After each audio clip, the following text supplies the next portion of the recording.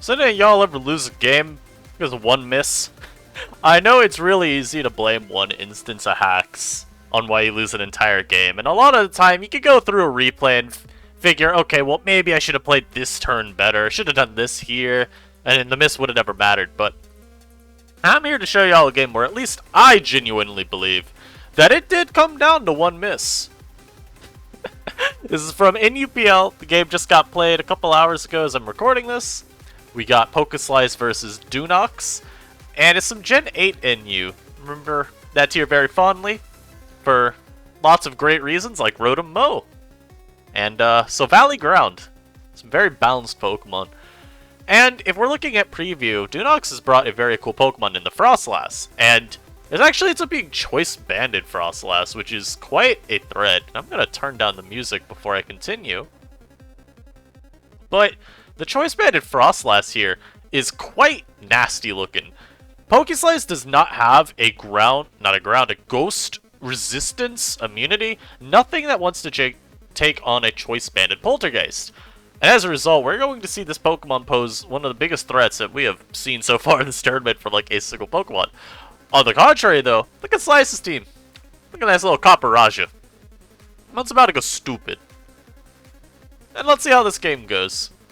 Let's get to that point where we got a miss. So, Eggialola leads, Rotom Mow leads from Slice. Eggialola's just really nice as a lead always into this kind of team. You've got Rotom Mow as a very likely lead because people pretty safe. I feel a lot of time just lead Rotom Mow. A lot of time there'll be Scarf, and you'll just be like, okay, I lead Mow, I Volt, life is good. But something we see very early on is that this is leftovers, and that's pretty like insane knowledge, because now you don't ever have to worry about getting tricked if you go Sylveon or Eggialola. You can always know you'll at least switch into this and not get significantly crippled for the rest of the game. Caveat to this, of course, means is now there's a little bit of set ambiguity. Is this like nasty plot pain split? Is this just defog utility? It also means a Quagsire at best is just going to be like something you pivot around with, where maybe you try to block a Volt Switch and then to switch back into your Eggialola or something else to take a suspected Leaf Storm. Anyhow, on turn 1 we see the Volt Switch here, and this Mon immediately says, hello Sylveon, get crit.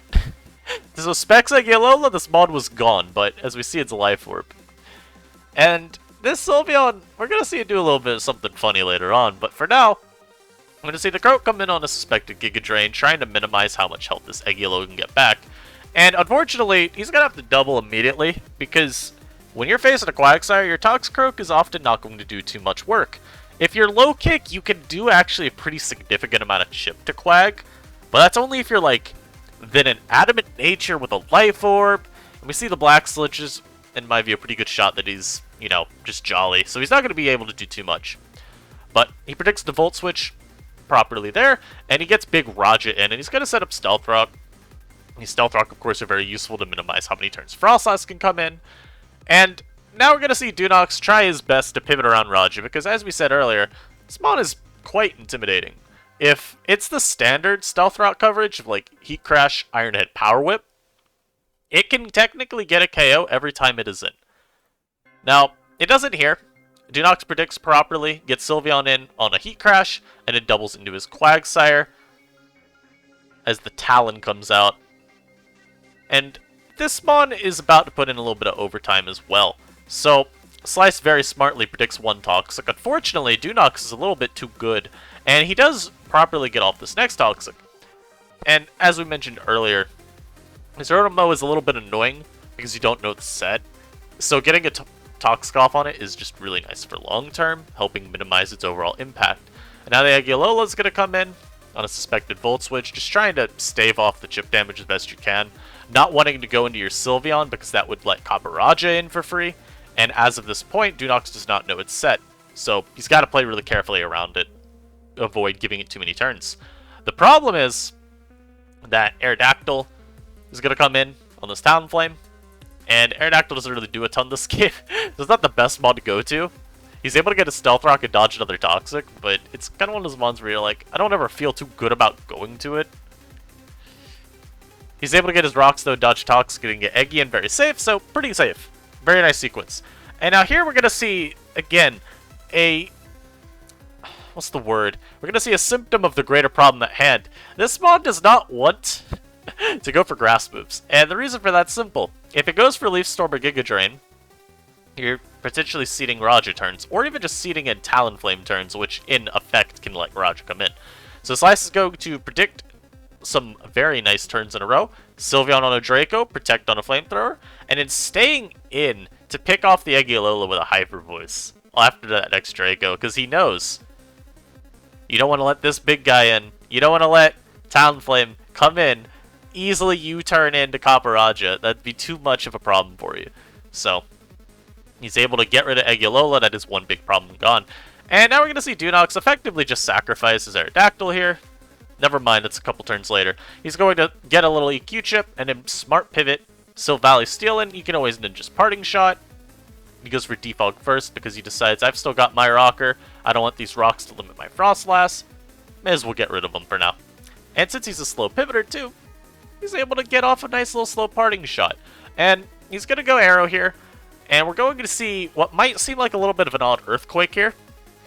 Just given, you know, obviously you're not KOing a Raja, why would you waste your Aerodactyl? Now you can't get Stealth Rock up. Now the Talonflame maybe is a little annoying. My view is that Dunox just says, you know what, this Copper Raja is a threat and a half, and now it's in Poltergeist range. So Frostlass is going to come in, and you're about to see why this Frostlass is so problematic. Look at this damage. That's a beautiful, beautiful chip. And Slice actually respecting Frostlass so much that he sacrifices his Talonflame, just like Dunox just did with his Arrow, just to get chip on a threat. And the Croak comes in, always going to Sucker Punch. A little bit of a threat there.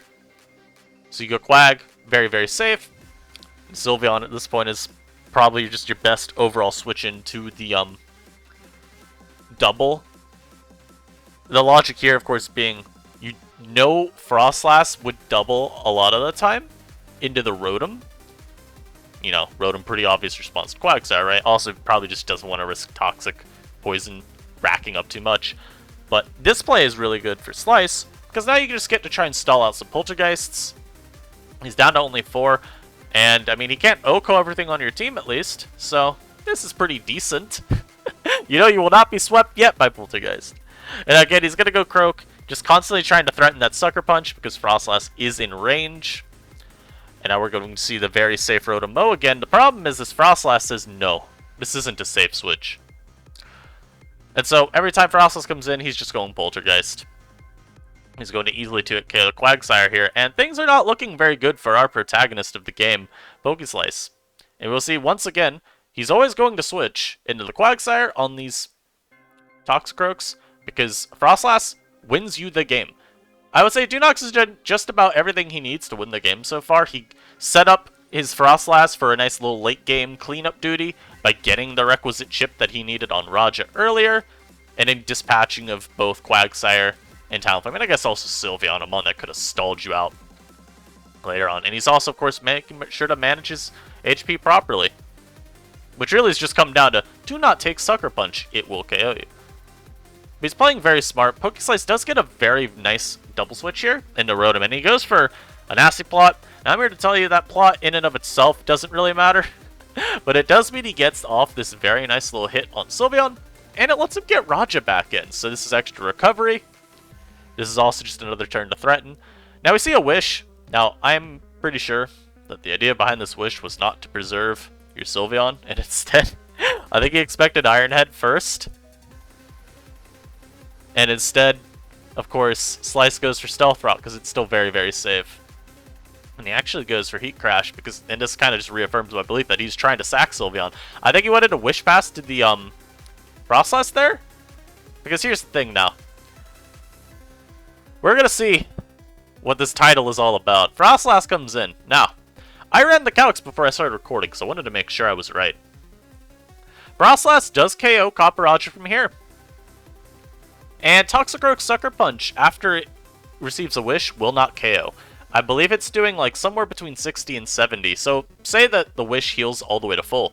Even after a Stealth Rock switch in, he'd be fine. He'd be able to switch up to whatever ice move he's got and clean up from there if he needed. Yeah, unfortunately land a little bit to the right. And now this game is very over because there is not much that Dunox can do to stave off this three-headed monster of Copper Roger, Rotom, Toxicroak. Now, I don't want to say the game is just over, because I don't think that it necessarily was at this point. It's a lot of contingent on Copper Roger's coverage. We only ever saw 3 moves. It was later revealed Slice didn't even have Power-Up, he was Rock Slide. Of course, Dunox still has to play with the utmost respect the whole game for that possibility. Because, well, Quag helps check this Croak, and otherwise Croak, especially once Arrow went down, huge threat. So he's still going to make the Quag play here, just because you don't want to let Steel Valley go. You only have 2 Mons, you kind of can't just toss either. And then he's going to double back, try and constantly see, is there a Power Whip coming? Is there a Power Whip coming? There was never a Power Whip coming. But yeah, like I said, I do think this game was maybe still playable. If he got a burn here, I would have 100% said, oh yeah, you could win this.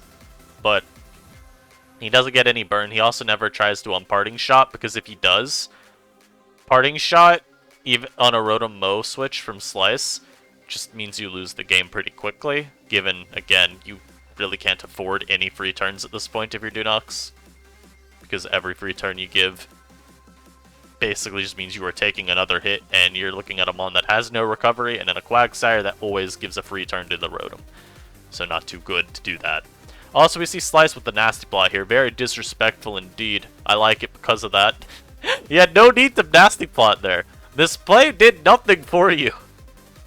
He plotted up just to show that he knew there was a Protect coming. But yeah, that's the story of how one miss kind of just decided who won the game. I hope y'all enjoyed this little replay coverage. Thanks, by the way, for us getting to 2,500 subs. I didn't say this in yesterday's video, frankly, because I forgot to. Or I already forgot that I said it in yesterday's video. One of the two.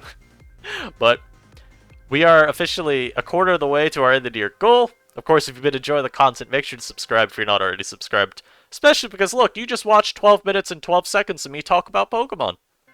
You must like it here. I hope you all enjoyed your day, and I'll catch you next time. Peace.